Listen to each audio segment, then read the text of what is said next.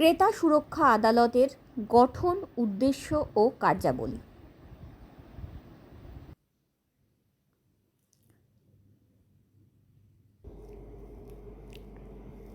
ক্রেতা সুরক্ষা আদালত সম্বন্ধে একটি টিকা লেখো। প্রশ্নটা এসেছিল 2020-তে আর 2016-তে 8 নম্বরের।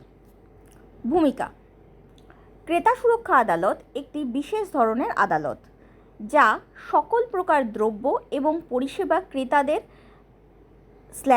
উপভোক্তাদের অধিকার রক্ষার জন্য ভারতে ক্রেতা সুরক্ষা আইন 1986-র মাধ্যমে গঠন করা হয়েছে। এই আদালতগুলিকে বিশেষ উদ্দেশ্যমূলক আদালত হিসেবে অভিহিত করা হয়। এই আদালত ক্রেতা ও বিক্রেতাদের মধ্যে বিবাদ নিষ্পত্তি এবং ক্রেতার অভিযোগ মীমাংসার জন্য গঠিত হয়েছে। উৎস: ক্রেতা সুরক্ষা আইন বা কনজিউমার প্রোটেকশন অ্যাক্ট 1986 এবং এই সংক্রান্ত সংশোধনী আইন হল ক্রেতা সুরক্ষা আদালতের উৎস। আইনি ভাষায় ক্রেতাদের বলা হয় কনজিউমার বা উপভোক্তা। উপভোক্তা বলতে বোঝায় বাজার, দোকান, প্রতিষ্ঠান অথবা কোনো ব্যক্তির থেকে মূল্য দিয়ে কোনো বস্তু বা পরিষেবা যে ক্রয় করে থাকেন তাকে। তবে এই বস্তু বা পরিষেবা ক্রয় করতে গিয়ে যখন কোনো ক্রেতা প্রতারিত বা বঞ্চিত হন, তখন তিনি যে আইনগত প্রতিষ্ঠানের মাধ্যমে প্রতিকার পেতে পারেন, সেই আইনগত প্রতিষ্ঠানকে ক্রেতা আদালত বলে। এই আদালতের মাধ্যমে কেবল ক্রেতাদের স্বার্থই দেখা হয়, বিক্রেতাদের নয়। ক্রেতা সুরক্ষা আদালতের উদ্দেশ্য: ক্রেতা সুরক্ষা আদালতের উদ্দেশ্য হল ভোক্তাদের নিম্নলিখিত অধিকারগুলিকে সুরক্ষা, উৎসাহিত এবং উন্নত করা। যেমন, জীবন ও সম্পত্তির জন্য বিপজ্জনক পণ্য ও পরিষেবার বিপণনের বিরুদ্ধে সুরক্ষিত হওয়ার অধিকার। অর্থাৎ মানুষের জীবন এবং সম্পত্তির প্রতি রিস্ক আছে এরকম কোনো পণ্য মার্কেটে আসলে সেই পণ্যগুলোর থেকে সুরক্ষিত হওয়ার অধিকার দেওয়ার জন্য ক্রেতা সুরক্ষা আইন রয়েছে বা ক্রেতা সুরক্ষা আদালত রয়েছে। যেমন আমরা বিভিন্ন ক্ষেত্রে দেখতে পারি যে খাদ্যবস্তুর ক্ষেত্রে যেমন এখন খুবই আলোচিত হচ্ছে যে চকলেটের মধ্যে বেশিরভাগ পোর্শন সুগার দেওয়া নিয়ে, এই ধরনের কিছু বা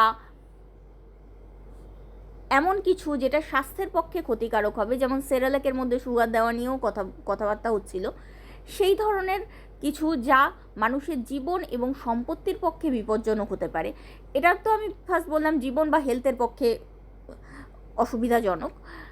এছাড়াও রয়েছে যে কোনো জিনিস কতদিন, যেমন জীবনদায়ী ওষুধগুলো এক্সপায়ারি ডেটের পর যদি সেই ডেট মিটিয়ে কেউ অন্য কোনো স্টিকার দিয়ে সেই ওষুধগুলোকে আবার চালানোর চেষ্টা করে, সেগুলো হচ্ছে জীবনের পক্ষে রিস্কি।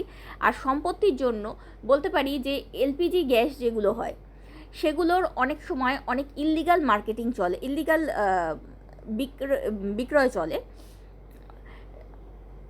সেগুলোকে এমন পদ্ধতিতে বিক্রি করা হয় যেগুলো মানুষের পক্ষে সেফ নয়, এরকম কন্টেনারে বিক্রি করা হয় যেগুলো মানুষের পক্ষে অতটা সেফ নয় যতটা গভর্নমেন্ট রিকগনাইজড গ্যাসগুলো বা এলপিজি সিলিন্ডারগুলো সুরক্ষিত, ততটা সুরক্ষিত নয়। এই ধরনের সম্পত্তির জন্য বিপজ্জনক যে সমস্ত পণ্য বা পরিষেবা, অনেক কিছুর পরিষেবাই এর মধ্যে ইনক্লুডেড হতে পারে। যেমন অনেক ক্ষেত্রেই কোনো ইলেকট্রনিক ডিভাইস বাস্ট করার চান্স থাকে যদি আমরা ভুল বা খারাপ ইলেকট্রনিক ডিভাইস কিনি। সেই ধরনের ডিভাইসগুলো জীবন এবং সম্পত্তির ক্ষেত্রে বিপজ্জনক হতে পারে যদি সঠিকভাবে যাদের আমরা সেগুলো সার্ভিসিং করতে দিয়েছি ঠিকমতো সার্ভিসিং না করে। এই ধরনের জীবন ও সম্পত্তির জন্য বিপজ্জনক পণ্য এবং পরিষেবার থেকে সুরক্ষিত হওয়ার অধিকার রক্ষা করে ক্রেতা সুরক্ষা আইন এবং আদালত। দ্বিতীয়ত, যে কোনো পণ্য বা পরিষেবার গুণগত মান, পরিমাণ, ক্ষমতা, বিশুদ্ধতা, মান এবং মূল্য সম্পর্কে অবহিত হওয়ার অধিকার। ঠিক যেমন ক্রেতা সুরক্ষা আইনেরই বিভিন্ন অ্যাডের ফলে এখন আগমার্কটা কৃষিজাত দ্রব্যের ক্ষেত্রে, বা সিল্ক মার্কটা সিল্কজাত দ্রব্যের ক্ষেত্রে, বা ফাসাইয়ের কোনো ফুড, কোনো অন্যান্য কোনো খাদ্যদ্রব্যের ক্ষেত্রে ফাসাইয়ের মার্কস, এগুলো আমরা দেখে নিই।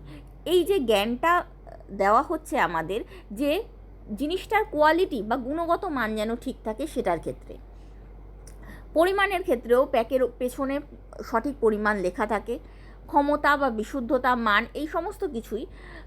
এছাড়াও মূল্য সম্পর্কে, অর্থাৎ একই জিনিসের যে এমআরপি হয়, যে সকল জায়গায় হায়েস্ট ওই দামেই কেনা যেতে পারে, তার থেকে কম দামে বিক্রি হতে পারে কিন্তু তার থেকে বেশি দাম কেউ নিতে পারবে না একই জিনিসের, সেই মূল্য সম্পর্কে অবহিত হওয়ার অধিকার বা জ্ঞান রাখার অধিকারটা ক্রেতাদের সুরক্ষিত করে ক্রেতা সুরক্ষা আইন এবং ক্রেতা সুরক্ষা আদালত। তৃতীয়ত, যেখানেই সম্ভব প্রতিযোগিতামূলক মূল্যে পণ্য ও পরিষেবার নিশ্চিত উপলব্ধির অধিকার। অর্থাৎ কোনো মার্কেটে যেন মনোপলি তৈরি না হয়, যেন প্রতিযোগিতামূলক মূল্যে পণ্য ও পরিষেবা পাওয়া যায়, যেক্ষেত্রে বাজারের চাহিদা যোগানের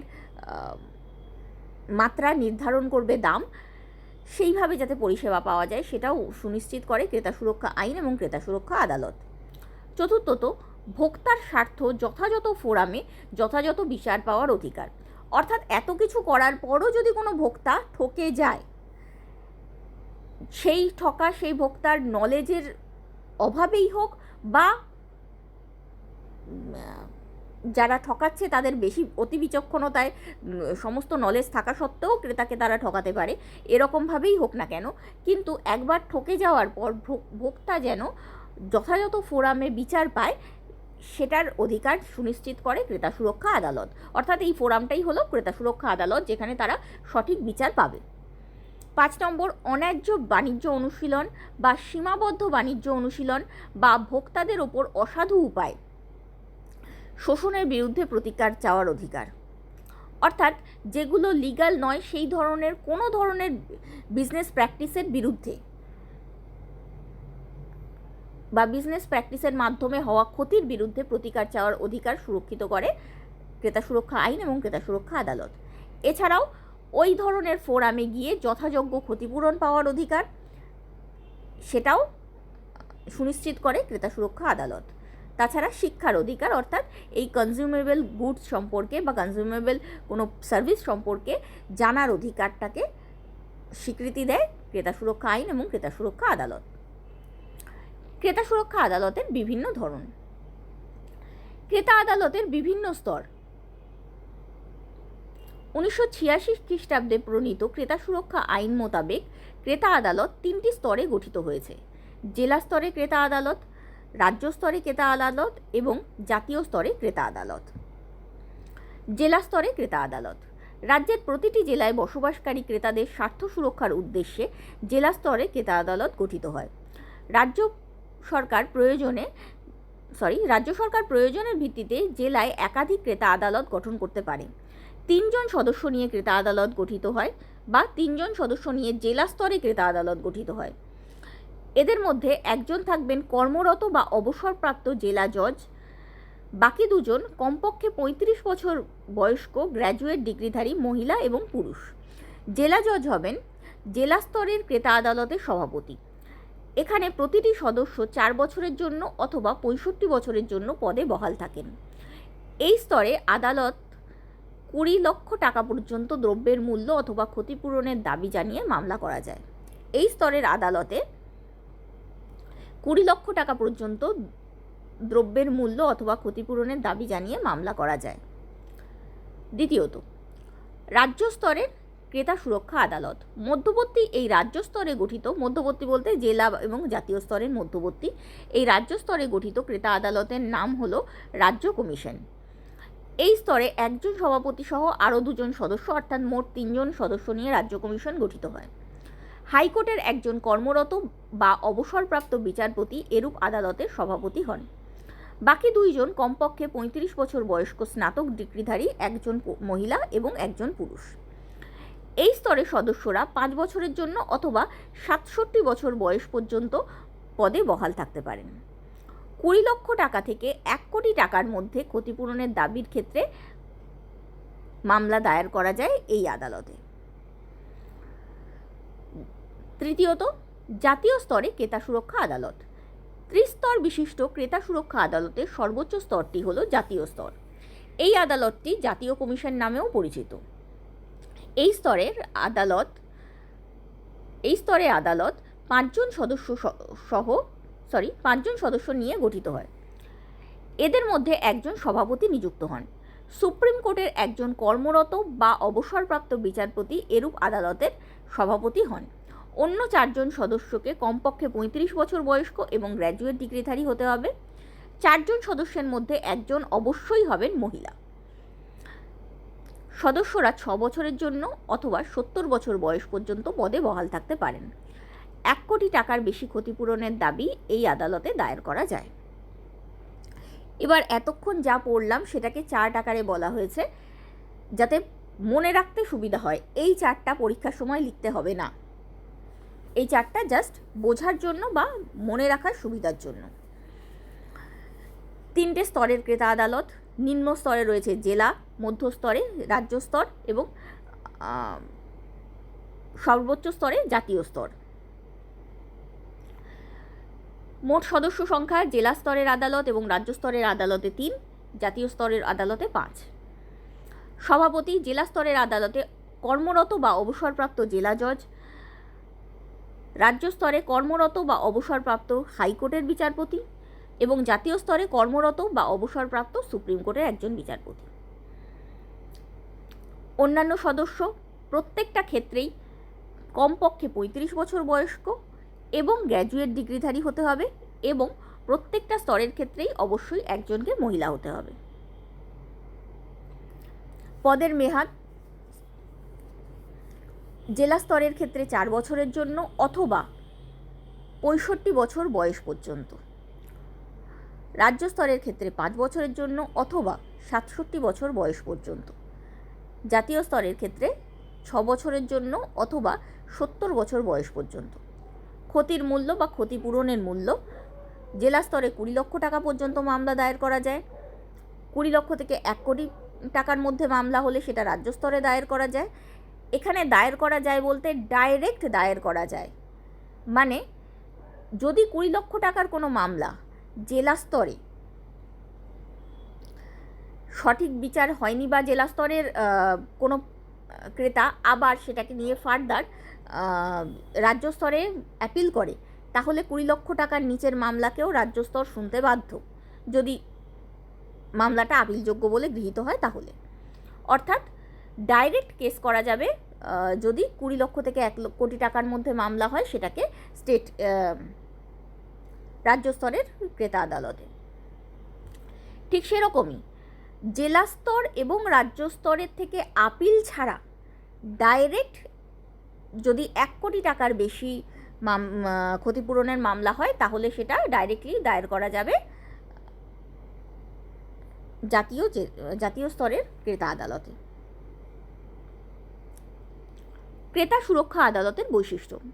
ক্রেতা সুরক্ষা আদালতের নিজস্ব কিছু মৌলিক বৈশিষ্ট্য রয়েছে। নিম্নলিখিত বৈশিষ্ট্যগুলি তাকে অন্যান্য আদালত থেকে পৃথক মর্যাদা দানে সাহায্য করেছে। আগেই বলেছি ক্রেতা সুরক্ষা আদালত একটা বিশেষ উদ্দেশ্যমূলক আদালত, তাই চিরাচরিত আদালত ব্যবস্থা থেকে এই আদালতটা একটু আলাদা। এই আদালত যে সমস্ত বৈশিষ্ট্যের কারণে আলাদা সেগুলো নিম্নলিখিত। 1 নম্বর, ক্রেতা সুরক্ষা আদালত ত্রিস্তরে বিন্যস্ত। ত্রিস্তরীয় ব্যবস্থার শীর্ষে রয়েছে জাতীয় ক্রেতা আদালত বা জাতীয় কমিশন, মধ্যবর্তী স্তরে রয়েছে রাজ্য ক্রেতা আদালত বা রাজ্য কমিশন এবং নিম্ন স্তরে রয়েছে জেলা ক্রেতা আদালত, যেটা এতক্ষণ পড়ানো হলো। দ্বিতীয়ত, অভিযোগকারীর নালিশ জানানোর কতগুলি কারণ। ক্রেতা সুরক্ষা আদালতে ক্রেতারা অভিযোগ জানায় কতগুলি কারণের ভিত্তিতে। কারণগুলি হলো: 1, বিক্রেতা পণ্য বিক্রয়ে বা পরিষেবা প্রদানে অসাধু বা অবৈধ উপায় গ্রহণ করলে, অর্থাৎ ইললিগাল বা ইমরাল কিছু বিক্রির ক্ষেত্রে বা সার্ভিসিংয়ের ক্ষেত্রে বিক্রেতা করলে। দ্বিতীয়ত, বিক্রেতার ন্যায্য মূল্যের বেশি দাবি জানালে। তৃতীয়ত, পণ্য ত্রুটিযুক্ত হলে বা যে কোনো ধরনের সেবা দানে যে ধরনের সেবাদানে বিক্রেতা অঙ্গীকারবদ্ধ তা রক্ষিত না হলে। পণ্য ত্রুটিযুক্ত হলে মানে কোনো ডিফেক্টিভ আইটেম, আর যে ধরনের সেবাদানে বিক্রেতা অঙ্গীকারবদ্ধ এর মানে কত বছরের গ্যারেন্টি, ওয়ারেন্টি বা কী ধরনের সার্ভিসিংয়ের প্রমিস আছে, সেই প্রমিসগুলো যদি রক্ষা করতে না পারে, কন্ট্রাক্টগুলো যদি রক্ষা করতে না পারে কন্ট্রাক্ট অনুযায়ী, তাহলে ক্রেতা সুরক্ষা আদালতে কেস করা যায়।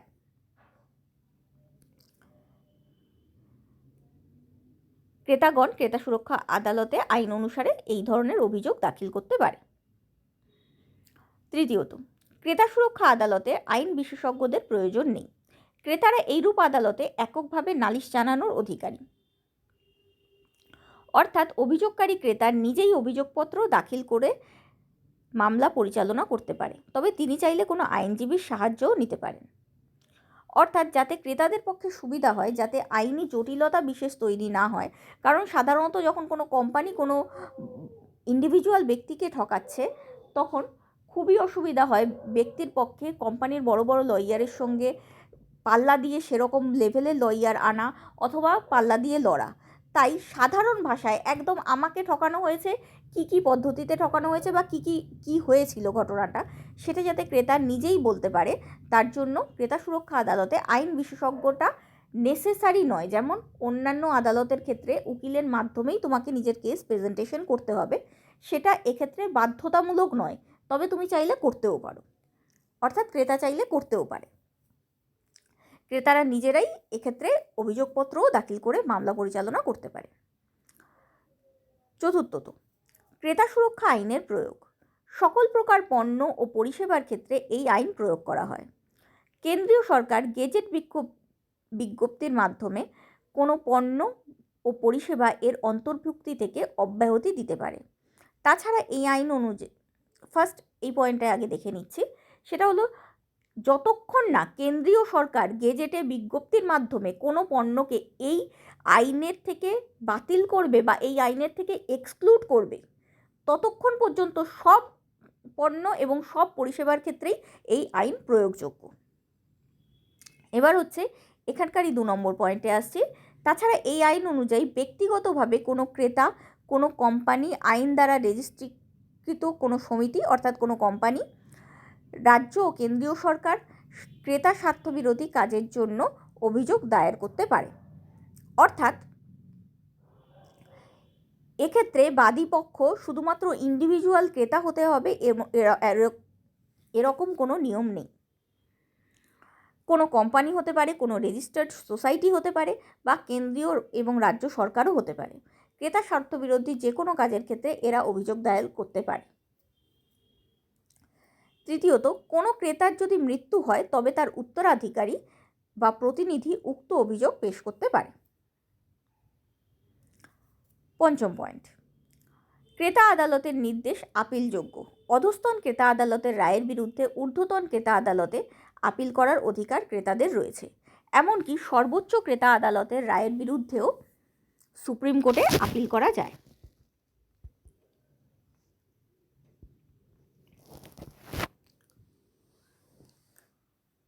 অর্থাৎ ক্রেতা আদালতের জেলা স্তরের আদালতের বিরুদ্ধে, জেলা স্তরের ডিক্রির বিরুদ্ধে, রাজ্য স্তরের ডিক্রির বিরুদ্ধে জাতীয় স্তরে অ্যাপিল তো করা যায়ই, তার সঙ্গে জাতীয় স্তরের ডিক্রির বিরুদ্ধেও অ্যাপিল করা যায় সুপ্রিম কোর্টে। ক্রেতা সুরক্ষা আদালতের ক্ষমতা। ক্রেতা আদালতের যেসব ক্ষমতা রয়েছে তার মধ্যে উল্লেখযোগ্য হলো 1 নম্বর, ভারতীয় দণ্ডবিধি প্রয়োগের ক্ষমতা। ক্রেতা আদালত দেওয়ানি ও ফৌজদারি ও ভারতীয় দণ্ডবিধি প্রয়োগের ক্ষমতার অধিকারী। ক্রেতা আদালত কোনো সাক্ষীকে হাজির হতে বলা, প্রতিপক্ষকে সমন জারি করা, সাক্ষ্য প্রমাণের জন্য দলিল দস্তাবেজ উপস্থাপন করার আদেশ দান, সাক্ষীকে হলফনামা পেশ করতে বলা প্রভৃতির অধিকারী। অর্থাৎ ভারতের এমনি যে সিভিল এবং ক্রিমিনাল ল আছে, সেই অনুসারে যেভাবে চলে কোনো বিচারধারা বা কোনো বিচার প্রক্রিয়া, সেই সব কিছুই ক্রেতা আদালত করতে পারে। যেমন সমন জারি করতে পারে, কোনো ডকুমেন্ট হাজির করার জন্য আদেশ দিতে পারে, সাক্ষীকে হলফনামা পেশ করতে বলতে পারে, এই ধরনের যে কোনো অর্ডার ক্রেতা আদালত দিতে পারে। দ্বিতীয়ত, মানে সোজা কথায় শুধুমাত্র ক্রেতা সুরক্ষা রক্ষার ক্ষেত্রে হলেও ক্রেতা আদালতের ক্ষমতা যে কোনো চিরাচরিত আদালতের ক্ষমতার সমকক্ষ। দ্বিতীয়ত, অন্তর্বর্তী আদেশ জারির ক্ষমতা। 2002 সালে ক্রেতা সুরক্ষা আইন সংশোধন অনুসারে ক্রেতা আদালতে মামলাটি চলাকালীন অন্তর্বর্তী আদেশ, যেটাকে ইন্টারিম অর্ডার বলি, জারির ক্ষমতা ক্রেতা আদালতের দেওয়া হয়েছে।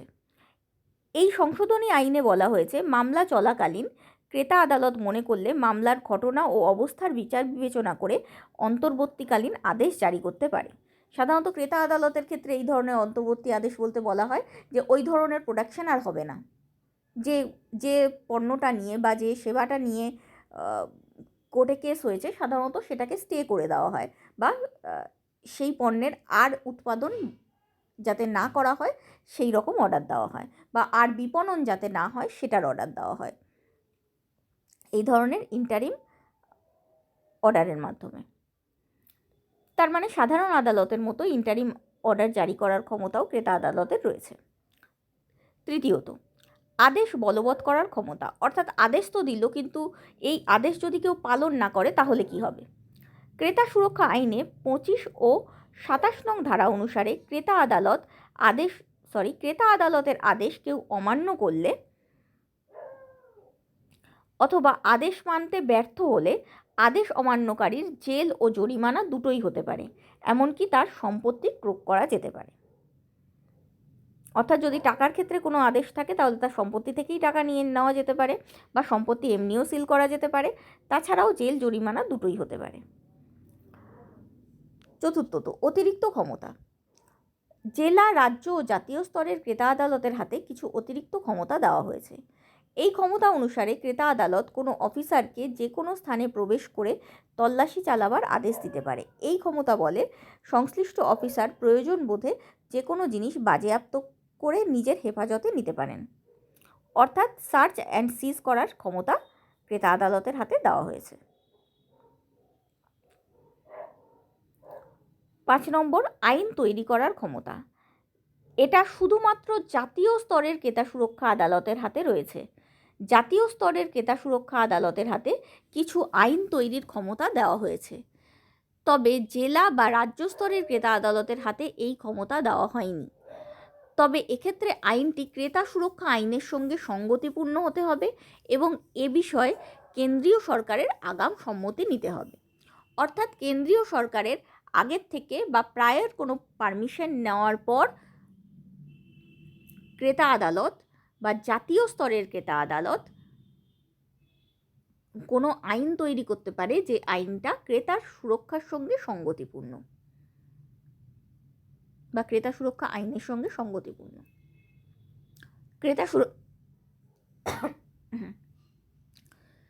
ক্রেতা সুরক্ষা আদালতের কার্যাবলী। ক্রেতা সুরক্ষা আদালতের প্রধান